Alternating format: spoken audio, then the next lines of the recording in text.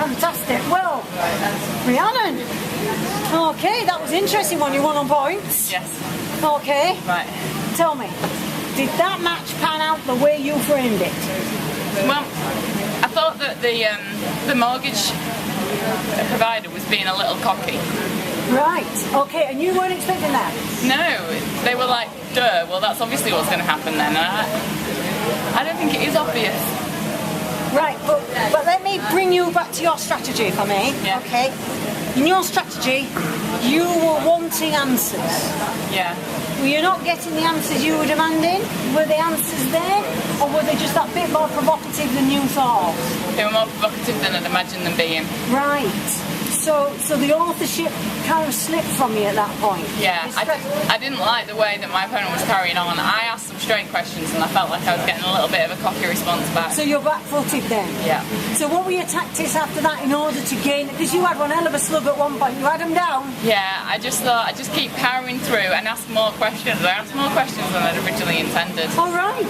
Right. So were you getting answers that actually were of any value at all? Well, I felt like they just confirmed what I already knew. Right.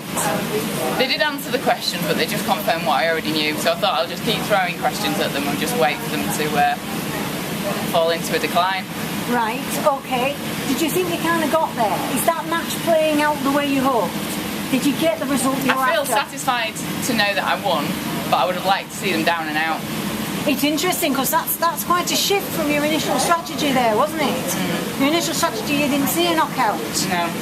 So you've actually got quite a shift. Where was that change, and how could you have fashioned that change? Well, I thought they'd respond in a really clear-cut, professional way, but when they started being cocky, I thought I just want them to be knocked out, but I didn't know then whether I could or not. Right. So in a sense, there was a sense of permission or ownership came back. Yeah. To the lad.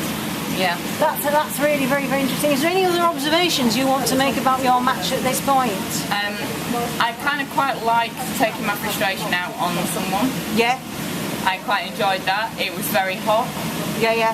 I think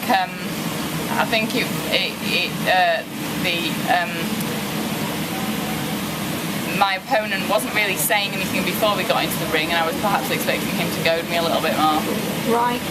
On the way in. That's interesting. That wasn't enough for you. You maybe wanted the questions earlier. Yeah.